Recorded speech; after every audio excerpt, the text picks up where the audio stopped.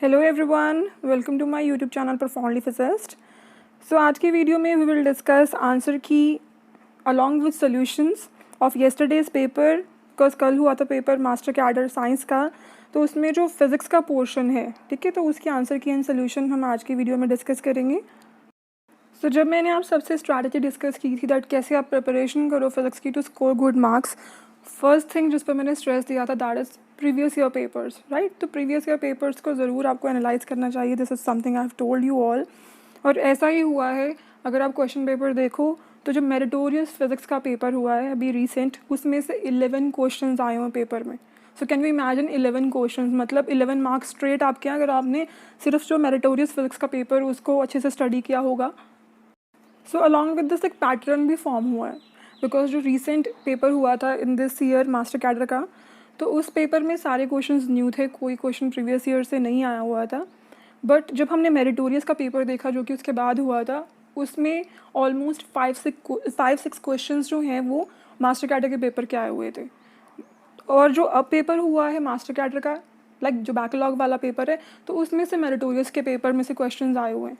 सो अगर यही पैटर्न रहा तो लेक्चर और फिजिक्स का जो पेपर होना है 4 जुलाई को, तो वी कैन अज्यूम, राइट, तो क्वेश्चंस फिर से रिपीट होंगे। अगर इस तरीके से क्वेश्चंस रिपीट हो रहे हैं तो उस पेपर में भी क्वेश्चंस रिपीट होंगे। एंड एक पैटर्न इस तरीके से है कि 2016-17 उनके क्वेश्चन पेपर्स में से क्वेश्चंस रिपीट नहीं हो रहे हैं, जो दिस ईयर के जो क्वेश्चन पेपर्स हैं उन्हीं के क्वेश्चंस रिपीट हो रहे हैं। सो उसके अलावा जो, जैसे कि मैंने कम्युनिटी पोस्ट में आपको कुछ क्वेश्चंस आप सबको दिए थे, तो उनमें से भी जो 2 क्वेश्चंस हैं, एक जो बोहर मॉडल वाला क्वेश्चन है और एक जी फैक्टर वाला क्वेश्चन, दोनों क्वेश्चन पेपर में आए हुए थे। तो व्हाट आई एम सेइंग कि अगर किसी ने मेरिटोरियस पेपर किया हो 2021 का एंड कम्युनिटी पोस्ट के जो क्वेश्चंस किए हों, तो 13 मार्क्स तो स्ट्रेट उसके आ जाएंगे, राइट। उसके अलावा जो सेकेंड थिंग जो जिसके ऊपर मैं थोड़ा स्ट्रेस डालना चाहती हूँ, which was the concern of every student जिन्होंने एमएससी फिज़िक्स नहीं की हुई है, because syllabus we know, syllabus जो प्रिस्क्राइब्ड है वो है एमएससी फिज़िक्स का। बट स्टूडेंट्स जो हैं which are applying for master cadre, सब ने जो है एमएससी फिज़िक्स नहीं की हुई है, ग्रेजुएट हैं सिर्फ कई स्टूडेंट्स। तो यहाँ पर ये भी पैटर्न आप देखोगे कि पेपर में, जैसे कि मैंने आपको बोला भी था पहले, राइट, पेपर में जो है बीएससी पोर्शन में 38 क्वेश्चंस आए हुए हैं और एमएससी लेवल के 12 क्वेश्चंस आए हुए हैं। तो मगर यहाँ पर कहने की बात ये है कि अगर आप ग्रेजुएट हो, राइट, तो even then you can score good marks in the paper. ये मत सोचो कि एमएससी का सिलेबस है। मैनी स्टूडेंट्स हैव सीन कि एमएससी का सिलेबस है सोच कर पढ़ना ही नहीं चाहते, they find it very difficult कि कैसे करें। बट अगर मास्टर कैडर की बात करें, उनको मेजर पोर्शन बीएससी का ही डालना होगा, और वही पैटर्न रहा है। 38 क्वेश्चन आर फ्रॉम बीएससी, तो आराम से 38 मार्क्स स्कोर हो जाएंगे। So now let's start with the answer की एंड उसके सोल्यूशन भी डिस्कस करते हैं पेपर के। और जो इसकी पेपर की पीडीएफ है वो टेलीग्राम पर शेयर्ड है, वहाँ से जो है पीडीएफ डाउनलोड कर सकते हो। सो मेरे पास सेट सी है, तो उसी के अकॉर्डिंग मैं क्वेश्चंस डिस्कस कर रही हूँ। फर्स्ट क्वेश्चन है, which is the correct relation for the diamagnetic material. तो ये क्वेश्चन वैसे मेरिटोरियस के पेपर में सिमिलर क्वेश्चन है मैग्नेटिक ससेप्टिबिलिटी के रिलेटेड। सो जो डायमैग्नेटिक मटेरियल्स होते हैं उनके लिए जो रिलेटिव परमेबिलिटी है that is less than equal to 1, and जो ससेप्टिबिलिटी होती है उनकी दैट इज़ नेगेटिव, मतलब लेस देन 0। तो यहाँ पर कौन सी ऑप्शन करेक्ट होगी? ऑप्शन ए। सेकेंड क्वेश्चन है, the ratio of intensity of magnetization to the magnetization force is known as. ठीक है, तो जब हम इंटेंसिटी ऑफ मैग्नेटाइजेशन को मैग्नेटाइजेशन फोर्स से डिवाइड करते हैं, जो उनकी रेशियो होती है that is termed as magnetic susceptibility. ठीक है, जाई मैग्नेटिक ससेप्टिबिलिटी जो है उसको कहते हैं। तो सेकेंड का जो है बी ऑप्शन वो करेक्ट है। Third question says permanent dipole consist of the following angular momentum. तो परमानेंट डाइपोल में जो है orbital angular momentum of electron present है, electron spin is there, and nuclear spin angular momentum. All of the above जो है यहाँ पर correct option होगा, बिकॉज उसमें तीनों एंगुलर मोमेंटम इंक्लूडेड होते हैं। So for third question option D जो है that is correct. Question number fourth है, the critical temperature for the isotopes of a superconductor is. तो यहाँ पे ये टॉपिक है, ये जो this is from the isotopic effect of superconductors. ठीक है, तो यहाँ पर इसको कैसे कहते हैं कि जो एक एक्सपेरिमेंट हुआ था कि जैसे जो आइसोटोप्स ऑफ मर्क्यूरी हैं उनके कॉरस्पॉन्डिंग जब क्रिटिकल टेम्परेचर फाइंड आउट किया गया, तो जैसे जो आइसोटोपिक मास है वो इंक्रीज़ हुआ, क्रिटिकल टेम्परेचर जो है that start decreasing, and then इसको टर्म किया गया आइसोटोपिक इफेक्ट। सो यहाँ पर एक रिलेशन आया which is that critical temperature is inversely proportional to isotopic mass. जैसे जैसे आइसोटोपिक मास इंक्रीज हो रहा है दैट कॉरस्पॉन्डिंग टू जो है critical temperature it start decreasing. So यहाँ से ये भी कंक्लूड हो गया कि जो critical temperature for the isotopes है that is different. Different isotopes के लिए डिफरेंट क्रिटिकल टेम्परेचर है। जितना जिस आइसोटोप का मास ज़्यादा होगा कॉरस्पॉन्डिंग टू दैट उतना ही क्रिटिकल टेम्परेचर कम होगा। सो यहाँ पर जो करेक्ट ऑप्शन है दैट इज़ बी, डिफरेंट। तो यहाँ पर देखो ये 4 क्वेश्चंस जो हैं ये बीएससी में से क्वेश्चंस हैं सारे के सारे। सो नेक्स्ट है question number 5th, which energy does not permit the thickness of Bloch wall to infinity. ठीक है, तो यहाँ पर जो है this question is from MSc topic और ये क्वेश्चन जो है that is from the magnetic materials. तो बिगिनिंग से ही हमने देखा कि दैट जो है डायमैग्नेटिक मटेरियल का क्वेश्चन था, superconductor and now Bloch wall. Solid state physics में से काफ़ी क्वेश्चंस आए हुए हैं। तो यहाँ पर क्वेश्चन देखो क्या है, ये क्वेश्चन एमएससी का होगा राइट। तो एमएससी टॉपिक में से ये क्वेश्चन है। तो यहाँ पर है which energy does not permit the thickness of Bloch wall to infinity. Bloch wall के ऊपर जो है 4 type of energies are acting. ठीक है, तो यहाँ पर जो मेजर 2 एनर्जीज हैं, exchange energy and anisotropic energy, इनका फंक्शन यही होता है they balance each other so that जो थिकनेस है वो इन्फिनिटी ना हो जाए। तो यहाँ पर जो है both A and B option correct होगा बिकॉज ये दोनों एनर्जीज जो हैं ये बैलेंस आउट करती हैं एक दूसरे को सो दैट एक प्रॉपर थिकनेस ब्लॉच वॉल की मेंटेन की जा सके। सो 5th क्वेश्चन के लिए सी ऑप्शन करेक्ट है। 6th क्वेश्चन है repeatable entity in a crystal structure is known as. ये क्वेश्चन जो दिस ईयर मास्टर कैडर का पेपर हुआ था उसमें भी आया था एंड ये क्वेश्चन मेरिटोरियस में भी था। सो ये क्वेश्चन जो है मल्टीपल टाइम रिपीट हुआ है, मतलब 3rd टाइम ये क्वेश्चन जो है पेपर में आया है। रिपीटेबल एंटिटी क्या होती है, this is very easy question. इसका आंसर क्या है, यूनिट सेल। यूनिट सेल को रिपीट करके ही जो है क्रिस्टल स्ट्रक्चर फॉर्म होता है। सो 6th क्वेश्चन का जो करेक्ट ऑप्शन है वो है C. So question master cadre as well meritorious 2021 में आया हुआ है। नेक्स्ट क्वेश्चन 7th है Zeeman effect could not be proved by. तो जिन स्टूडेंट्स ने जो है कम्युनिटी पोस्ट और टेस्ट हुए थे उनको अटैम्प्ट किया है दे मस्ट नो कि ये क्वेश्चन मैंने टेस्ट में डाला था। सो क्वेश्चन का आंसर यहाँ पर क्या है, Zeeman effect could not be prove by Bohr model. यहाँ पे बी ऑप्शन जो है वो करेक्ट है क्योंकि कम्युनिटी पोस्ट में आपको ये क्वेश्चन मिल जाएगा। 8th क्वेश्चन जो है of the following term symbols of the NP square atomic configuration which is the ground state. अब ये क्वेश्चन जो है ये मेरिटोरियस के पेपर में आया हुआ है बट वन थिंग आप देखोगे 11 क्वेश्चन जो हैं वो रिपीट तो हुए हैं बट देयर ऑप्शन जो हैं उनको शफल कर दिया गया। सो ये नहीं कि सब अगर किसी ने ABCD के फॉर्म में मेमोराइज़ किया होगा तो प्रॉब्लम हो गई होगी। तो यहाँ पर जो है ऑप्शन शफल्ड हुए हैं आंसर्स में। ठीक है, तो करेक्ट ऑप्शन जो है वैसे that is the B option 3P0।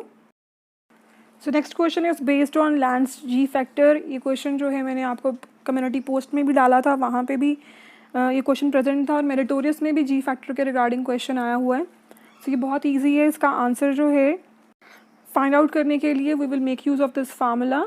Lands g factor का फार्मूला होता है G = 1 + J × J+1 + L × L+1 - S × S+1 upon 2J × J+1।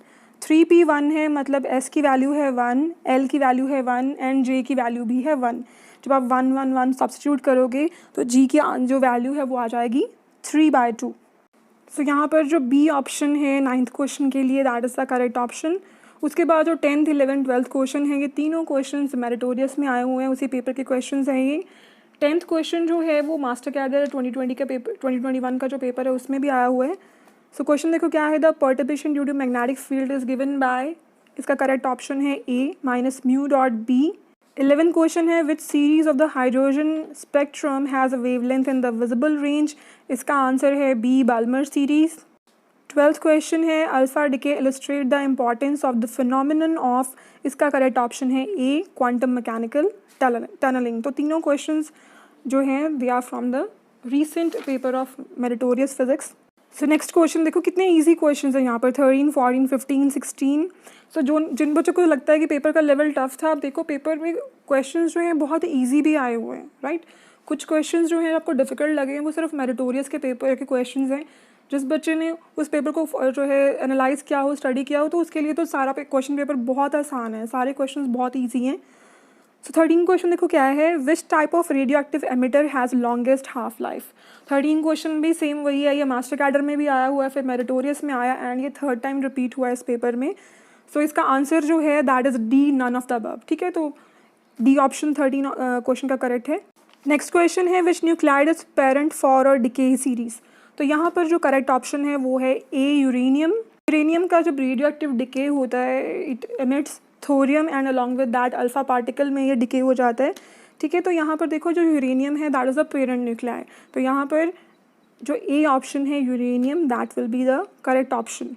Next question is the existence of the neutrino was postulated in order to explain. तो neutrino hypothesis क्यों आया था, to explain the beta decay. ठीक है, तो beta decay को explain करने के लिए neutrino hypothesis was put forward, existence of neutrino को पोस्टुलेट किया गया था। सो 15th क्वेश्चन के लिए B option beta decay correct है। ये ऑल 4 क्वेश्चन जो हैं they are from the nuclear and particle physics unit. 16th question देखो क्या है, the particles carrying the strong force are. So strong force के जो कैरियर पार्टिकल्स हैं उनको हम क्या कहते हैं, ग्लूऑन्स। ठीक है, तो यहाँ पर सी ऑप्शन जो है that is correct option. So nuclear and particle physics unit में से देखो सिर्फ स्ट्रेट फॉरवर्ड क्वेश्चन जो हैं वो आए हुए, कोई कैलकुलेशन इन्वॉल्व नहीं, simple easy question. So next 17th question जो है लैप्लेस ट्रांसफॉर्म का, that is from the unit mathematical physics. Mathematical physics जो है that is a part of MSc syllabus और उसमें से सिर्फ 2 क्वेश्चन ही आए हैं। ये 2 क्वेश्चन जो हैं 17th 18th क्वेश्चन, और वो भी बहुत ईजी हैं, just on the basis of Laplace transform. So 17th question के लिए करेक्ट ऑप्शन है ए, 4s अपॉन स्क्वायर प्लस 4 का होल स्क्वायर। तो certain students were having confusion regarding the D option, कि डी ऑप्शन भी सिमिलर है, लेकिन डी ऑप्शन अगर क्लियरली देखा जाए सर्टेन क्वेश्चन पेपर में ब्लर्ड है, किसी ने जो क्लिक किया है, बट यहाँ पर जो डी ऑप्शन है वो क्या है, 4s upon s square plus 4 का क्यूब है यहाँ पर। ठीक है, तो यहाँ पर जो ए ऑप्शन है वही करेक्ट है। उसके बाद जो 18th क्वेश्चन है उसके लिए करेक्ट ऑप्शन है ई यू टी माइनस ए। तो यहाँ पर क्वेश्चन में देखो वैसे क्या है, जो फंक्शन है वो एक्चुअली फंक्शन की लैप्लेस ट्रांसफॉर्म हमें गिवन है और फंक्शन जो है उसको हमने फाइंड आउट करना है। सो सी ऑप्शन इस क्वेश्चन के लिए करेक्ट है। सो नेक्स्ट टॉपिक जो है 19th पॉइजन ब्रैकेट के बेसिस पर है। ऐसा सिमिलर क्वेश्चन मेरिटोरियस में भी आया हुआ है, सेम क्वेश्चन नहीं आया, ठीक है, सिमिलर क्वेश्चन आया हुआ है मेरिटोरियस में। MSc का सिलेबस में से क्वेश्चन है ये क्लासिकल मैकेनिक्स का। सो 19th के लिए जो ए ऑप्शन है that is the correct option, this is a property of Poisson's bracket. 20th question जो है वो मेरिटोरियस के पेपर में आया हुआ है, सेम क्वेश्चन रिपीट हुआ है। सो 20th के लिए ए ऑप्शन करेक्ट है। Lagrangian is a function of generalize coordinate, generalize velocity and time. Next question है question number 21। A particle of rest mass m0 is moving with the velocity 0.9 c। If c is the velocity of light its kinetic energy is. तो इसको calculate कैसे करना था। So total energy of a particle is equal to the sum of kinetic energy and its rest mass energy. So E जो है total energy उसको हम कैसे लिखेंगे, mc square, T stands for kinetic energy, rest mass energy है m0 c square। Question में find out करना है regarding what is the kinetic energy. So T kinetic energy का फार्मूला क्या हो जाएगा, m minus m0 into C square. So question में जो है यहाँ पर हमें V की वैल्यू गिवन है, V की वैल्यू सब्स्टिट्यूट करके जो है we will find out the value of kinetic energy. So m की जगह पे आप उसका फार्मूला लिख दोगे m0 upon square root of 1 minus V square by C square. m0 को कॉमन ले लिया, V की value 0.9 c is given in the question. So denominator में क्या आ जाएगा, 0.9 c, 0.9 का स्क्वायर, c का स्क्वायर, c के स्क्वायर से c के स्क्वायर कैंसिल हो जाएगा। सो यहाँ पर डिनोमिनेटर में आ जाएगा स्क्वायर रूट ऑफ 0.19। जब इसको कम्प्लीटली सॉल्व करोगे तो आंसर आ जाएगा 1.3 m0 c स्क्वायर। सो 21st क्वेश्चन की जो करेक्ट ऑप्शन है that is C, 1.3 m0 c square. 22nd question है if L and H are Lagrangian and Hamiltonian respectively and the generalized coordinate QJ is cyclic then it is absent in।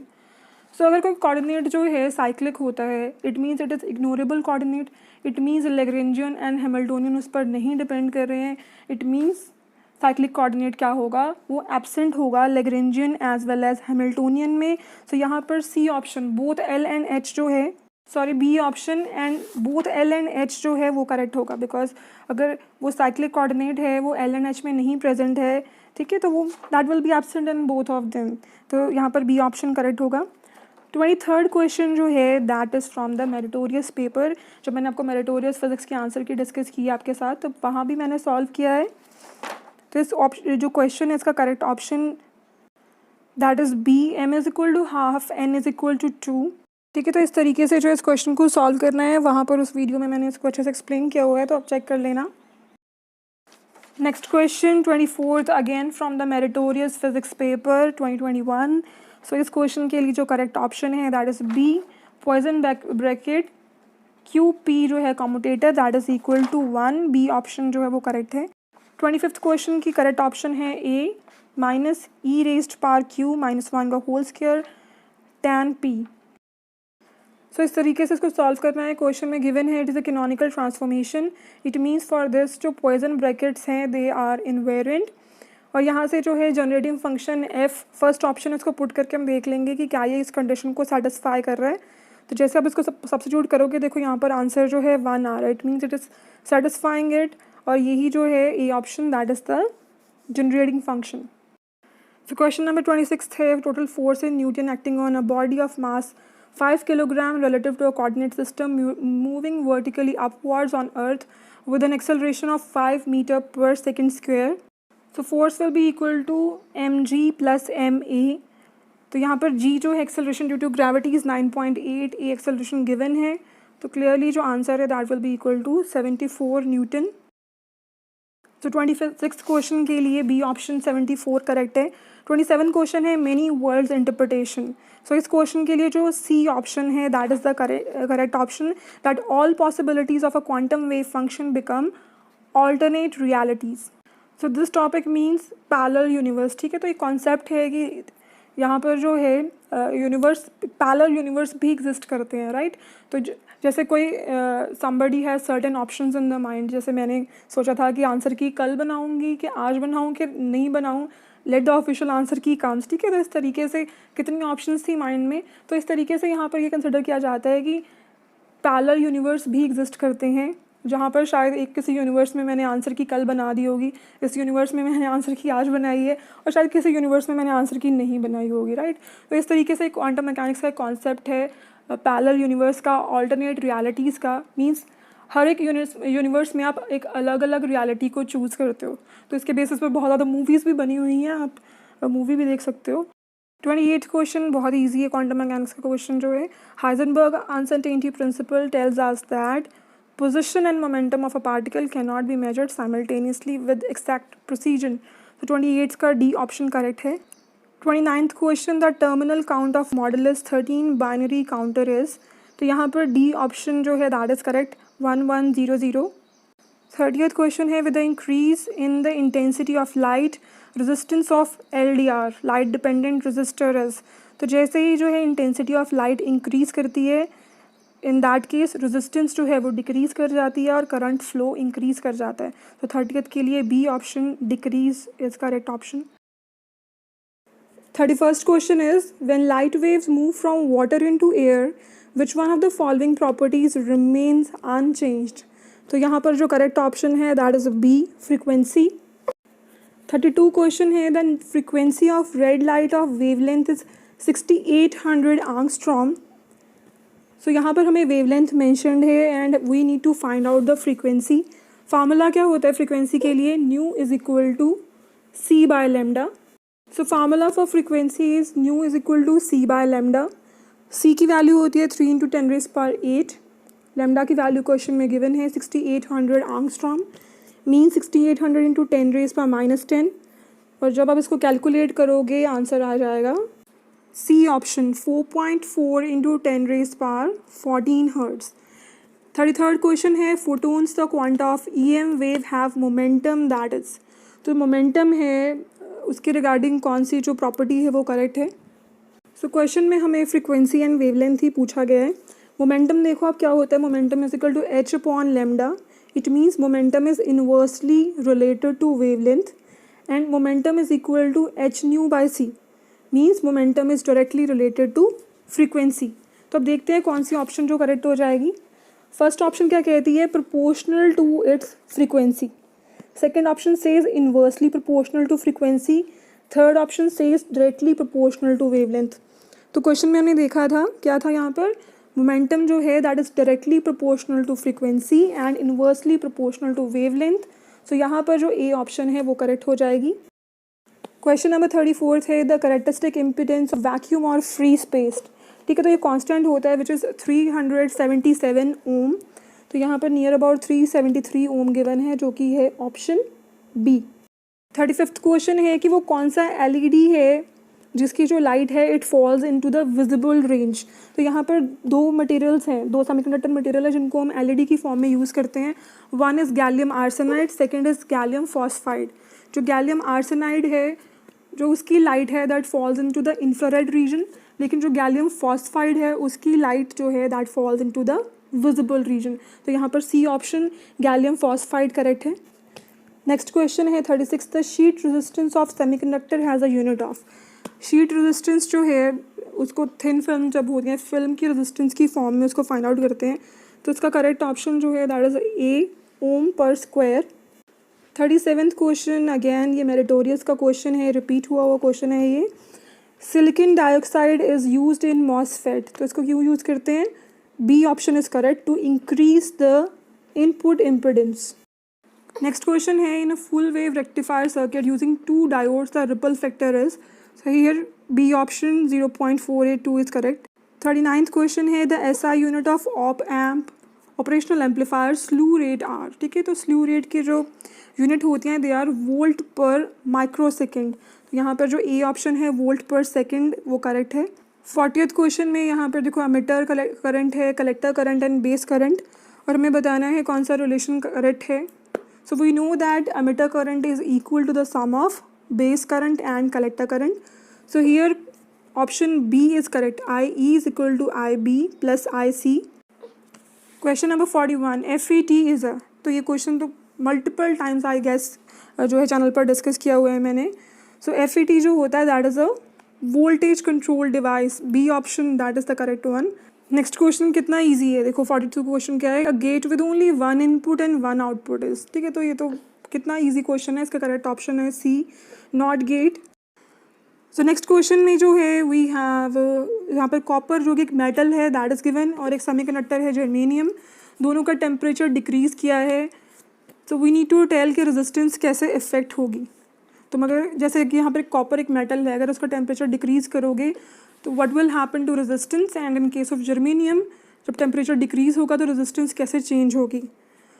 So copper के case में जब temperature decrease करोगे resistance जो है वो decrease हो जाएगी, लेकिन जो सेमीकंडक्टर होता है उस केस में जैसे आप टेम्परेचर डिक्रीज़ करते हो रेजिस्टेंस जो है वो इंक्रीज़ हो जाती है।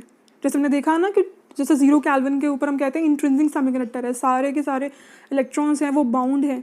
जैसे आप टेम्परेचर इंक्रीज़ करते हो तभी जो है electron they got liberated, they got energy, और रेजिस्टेंस जो है वो डिक्रीज़ होने लग जाती है। सो यहाँ पर जो 43rd क्वेश्चन है उसके लिए सी ऑप्शन करेक्ट है, resistance of copper will decrease and that of germanium will increase. 44th question है certain non inverting amplifier has RI equal to 1 kilo ohm, RF is equal to 100 kilo ohm, close loop gain is. So formula for close loop gain is 1 plus RF upon RI, या फिर कह सकते हैं R2 upon R1। R2 जो है हमें 100 दिया हुआ है, R1 1 दिया हुआ है, बहुत इजी है, 101 जो है यहाँ पर आंसर आ जाएगा। सो क्वेश्चन नंबर 44 के लिए जो सी ऑप्शन है 101 is the correct option. Question number 45 है for good conductor skin depth varies inversely with. So skin depth जो है that varies inversely with the square root of frequency. तो यहाँ पर जो करेक्ट ऑप्शन है देखो वो बी है, for good conductors skin depth varies inversely with 1/2 power of frequency of EM waves. ठीक है, तो यहाँ पर रिलेशन से पता चल रहा है जो बी ऑप्शन है वो करेक्ट होगा। 46 क्वेश्चन है the work done by magnetic field on a moving charge particle is. So work done by magnetic field जो होता है दैट इज ऑलवेज 0। सो यहाँ पर जो डी ऑप्शन है वो करेक्ट होगी 0। 47 क्वेश्चन है a beam of proton is deflected in the vertical direction by electric field then. तो यहाँ पर जो है D option will be correct, kinetic energy of protons remain constant. Question number 48 है an electron with electric charge E is describing a circular orbit of radius A in a plane perpendicular to z axis. along with there is a uniform magnetic field B, the magnitude of angular momentum of electron is. तो यहाँ पर electron जो है that is moving in a circular orbit जिसका radius है a, और यहाँ पर हमें गिवन है charge on electron E, uniform magnetic field B और एंगुलर मोमेंटम L जो है वो हमें फाइंड आउट करना है. सो यहाँ पर दो चीज़ें हैं. बॉडी जो इलेक्ट्रॉन है that is moving in a circular orbit, तो यहाँ पर एक्ट करेगी उसके ऊपर centripetal force which will be mv²/r. लेकिन क्वेश्चन में हमें रेडियस जो है वो a गिवन है, तो यहाँ पर मैंने mv²/a लिख लिया है.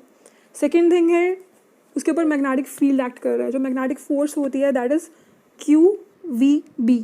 क्वेश्चन में जो है हमें यहाँ पर Q जो है चार्ज उसको E बोला है तो उसको EVB लिख लिया, और दोनों फोर्सेस को यहाँ पर मैंने इक्वेट कर दिया, magnetic force and centripetal force. So V से देखो यहाँ पर V कैंसिल हो गया, but we are left with mv = BEA. अब क्वेश्चन में हमें क्या पूछा है, हमें फाइंड आउट करना है angular momentum L. So angular momentum का फार्मूला होता है mvr. क्वेश्चन में अभी हमने जो है देखो mv को फाइंड आउट किया है, mv = BEA. r जो है दैट स्टैंड फॉर रेडियस, और क्वेश्चन में हमें रेडियस जो है उसको बोला है कि a है. तो देखो यहाँ पर आंसर क्या आ गया है, L = BEA². सो बी ऑप्शन जो है फॉर 48th क्वेश्चन करेक्ट होगी. 49th क्वेश्चन है light waves are more difficult to diffract than sound waves because जो डायफ्रैक्शन है उसकी मेन कंडीशन होती है कि जो वेवलेंथ ऑफ लाइट यूज्ड है that must be comparable with the size of the obstacle. तो जैसे माइक्रोस्कोपिक वर्ड की हम बात करते हैं, यहाँ पर जो वेवलेंथ ऑफ लाइट है that is very small as compare to the size of the objects. So इसलिए डे टू डे लाइफ में जो है हमें साउंड वेव्स की जो डायफ्रैक्शन है that is more prominent in case of light waves. ठीक है, तो लाइट वेव्स भी डायफ्रैक्ट होती हैं, लेकिन साउंड वेव्स की डायफ्रैक्शन जो है दैट इज़ मोर प्रोमिनेंट. उसका रीज़न क्या है, लाइट वेव्स डिफ़िकल्ट क्यों है डायफ्रैक्ट होने के लिए, because of the smaller wavelength. Sound waves की वेवलेंथ ज़्यादा होती है एंड लाइट वेव्स की वेवलेंथ कम होती है. सो 49th के लिए ए ऑप्शन करेक्ट है. ऐसा क्वेश्चन जो है, ये क्वेश्चन हम कह सकते हैं 2017 के पेपर में ऐसा क्वेश्चन आया हुआ है. सो 49th क्वेश्चन के लिए ए ऑप्शन करेक्ट है. 50th क्वेश्चन है function of transducer is to convert. So यहाँ पर जो बी ऑप्शन है that is the correct option, to convert non electrical quantity into electrical signal. So that's all in today's video. सारे हमने जो 50 question discuss किए along with their answers. I hope आप सब ने जो है सारे डाउट्स आपके क्लियर हो गए होंगे एंड आप सब ने अपने आंसर्स मैच कर लिए होंगे. सो डेफिनेटली आप जो है इस वीडियो के कमेंट सेक्शन में अपने मार्क्स कमेंट करके बताइए. वैसे तो पेपर का लेवल थोड़ा हाई है, सो आई एम एक्सपेक्टिंग कि कट ऑफ थोड़ी कम जाएगी. बाकी आप सब लोग अपने मार्क्स शेयर करो, थोड़ा और आइडिया हो जाएगा कि कितनी कट ऑफ जाएगी. So thank you so much for watching my video. And अगर आपको आज की वीडियो अच्छी लगी है तो वीडियो को ज़रूर लाइक कीजिए, अपने फ्रेंड्स के साथ शेयर कीजिए, and if you are watching the channel for the first time then इसको ज़रूर सब्सक्राइब कर लीजिए. Thank you so much.